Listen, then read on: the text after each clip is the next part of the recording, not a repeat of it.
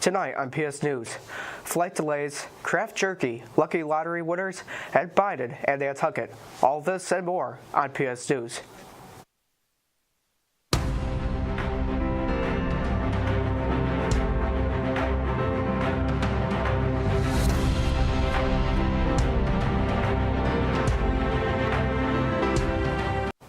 Good evening, Plattsburgh. I'm Sylvia Mania. And I'm Chris Perano. Thank you so much for joining us.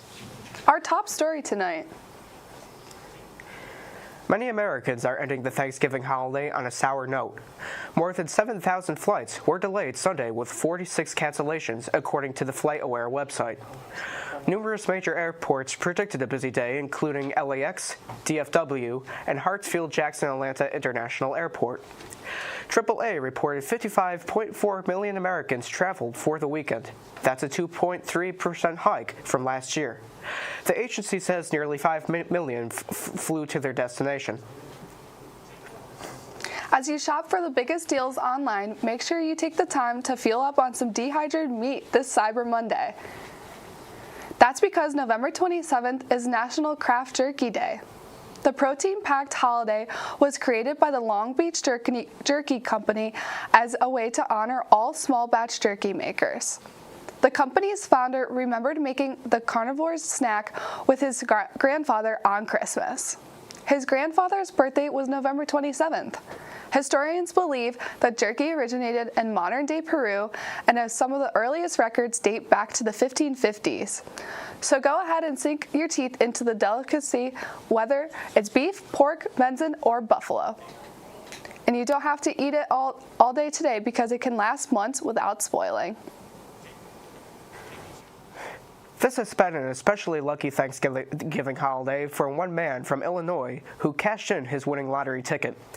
Michael Sufficial says he has a favorite restaurant he likes to eat in Michigan, and every few weeks he drives from Illinois to that restaurant. He also makes sure to buy a Lucky for Life lottery ticket. Usually, Sufficial buys 10 or 20 chances, but last September, the clerk accidentally gave Sufficial 10 chances on each ticket, and that mistake paid off. Sufficial won $25,000 for life because he matched 5 of the numbers on his draw correctly. He recently cashed in his ticket and opted for the one-time lump payment. That will pay him $390,000. Sufficial says he plans to use the money to travel and then save the rest. President Biden is spending the Thanksgiving holiday weekend in Nantucket, Massachusetts. He marked Small Business Saturday with a trip downtown with his daughter Ashley and his granddaughters Finnegan and Natalie. The president is urging Americans to shop at small businesses. Earlier Saturday, he posted on X that small businesses are more than just the engines of the U.S. economy. He called them the glue that holds the communities together. Now, after a short break, a look at your weather. Are you a criminal justice major? Do you like true crime? If so, SUNY Plattsburgh's Criminal Justice Club is the place for you. The club regularly plans outings and events, like a recent trip to the Clinton County Correctional Facility, and also brings in guest speakers.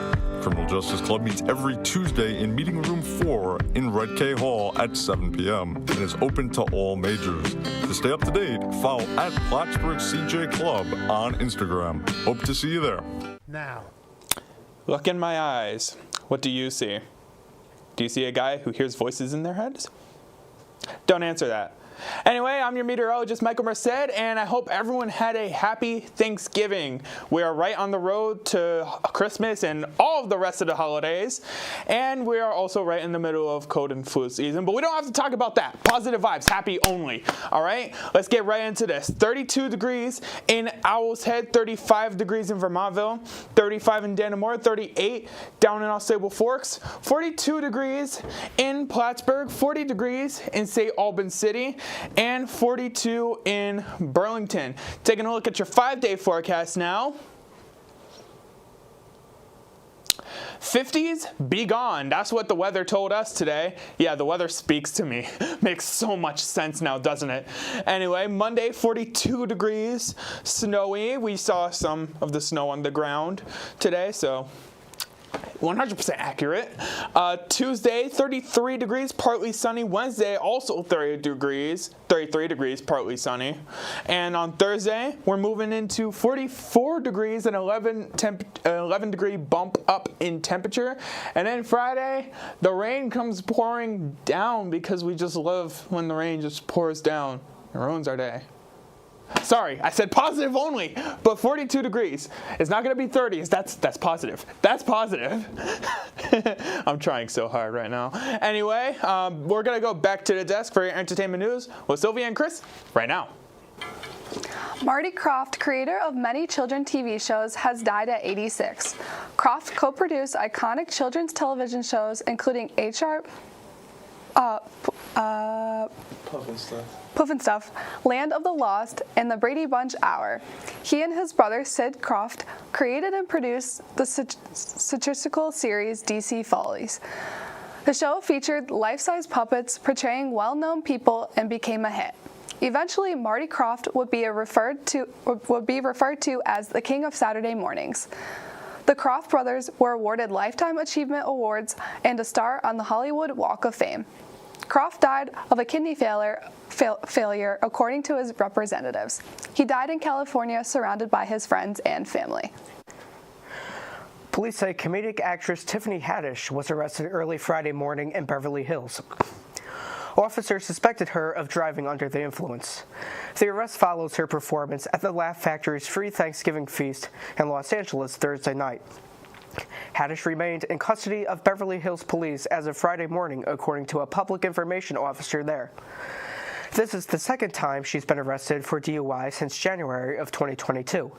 In the previous incident, she drove her car into a yard in Peachtree City outside Atlanta. CNN did not immediately receive a comment from Haddish's representatives. Paris Hilton's family has grown a little bigger. The star posted to social media welcoming her second child, a daughter named London. Hilton and her husband Carter Room are also parents of an infant son with another city named Phoenix. Hilton posted a photo on Instagram with the caption, "Thankful for my baby girl." She also shared a video where she's holding her son and saying, "I'm a big brother," as her husband cheers them on. Earlier this year, Hilton explained that Glamour UK that she and Room opted to use a surrogate to have their son. That's because she says she was scared to deliver a baby herself after witnessing another birth while filming the show The Simple Life. Sean Diddy Combs has been hit with another lawsuit just as he settles his first. This time, Jodi Dickerson-Neal claimed she was a victim of revenge porn in addition to allegedly being drugged and sexually assaulted by the musician in 1991. The civil suit filed in New York Supreme Court demands a jury trial.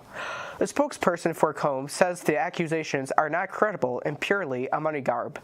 Last week, Combs settled a legal battle with former girlfriend Cassie Ventura. Ventura says she was raped and subjected to years of repeated physical and other abuse by Combs. Beyoncé wishes you and your family a very happy Thanksgiving.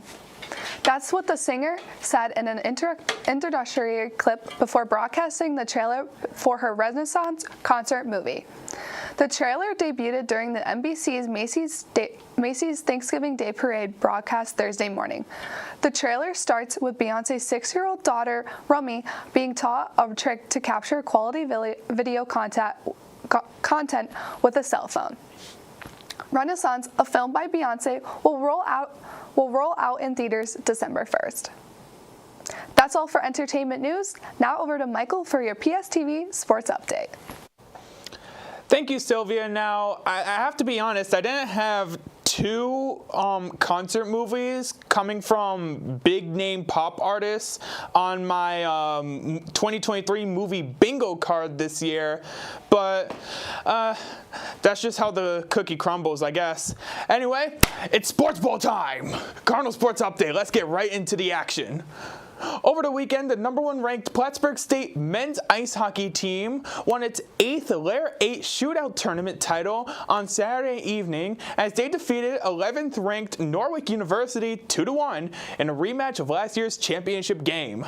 The title is the program's 2nd title and 8th overall in the tournament's 25-year history. Defensive men Kevin Weaver-Vitale and forward Theo Daddario each scored in the second period for the Cardinals in less than a 30-second span in order to eventually clinch the win. In net, Hearn made 34 saves in his lone appearance of the tournament, earning his 5th win of the year.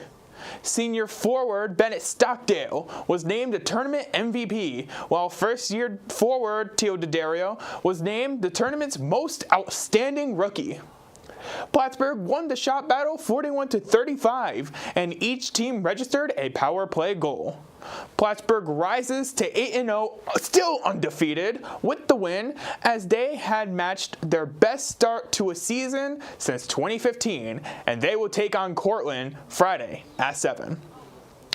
Number 4 ranked Plattsburgh women's ice hockey team defeated number 5 Middlebury on Sunday evening, capturing their first Cardinal Panther Classic since 2016, winning 3-1 over the Panthers.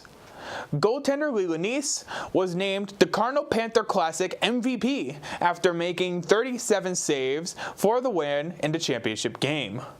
In the win Sunday, Julia Masota notched the first goal to give the Plattsburgh Cardinals the lead in the third period, while Emily Kasperzak scored the eventual game winner a few minutes later. Pazmandi tallied the final score with an empty netter just before the final buzzer to seal the Plattsburgh win.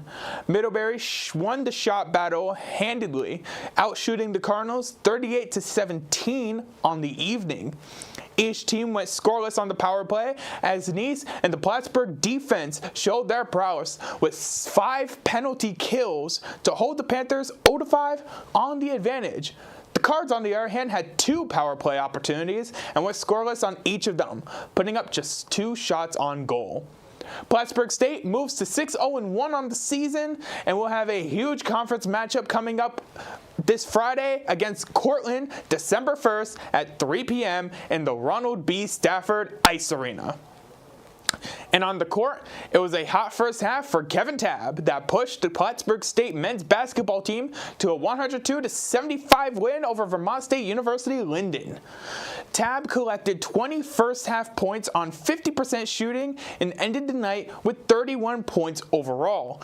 Tabb also registered 6 rebounds on top of 6 steals. Franklin Infante dropped 17 points, and Willard Anderson Jr. finished the day with 10 points of his own.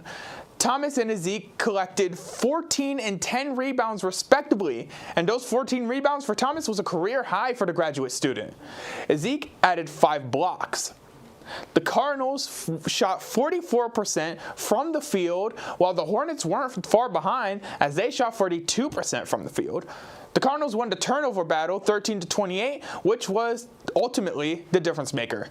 Of those 28 turnovers committed by the Hornets, the Cardinals scored 32 points from them. Plattsburgh wins their 2nd game in a row and improves to 2-3 on the season, and they will continue their 3-game road trip as they travel to Cortland on Friday, December 1st to take on the Dragons and hopefully bump that win streak up to 3. Now, to close off this wonderful, wonderful newscast, we're going to toss it back to the desk to Sylvia and Chris. Well, that's all the time we have for you left on tonight on PS News. We hope everyone had a great Thanksgiving. Make sure to follow us on socials to stay up to date, and make sure to tune in back tomorrow night for more PS News. Have a good night, Plattsburgh. Good night.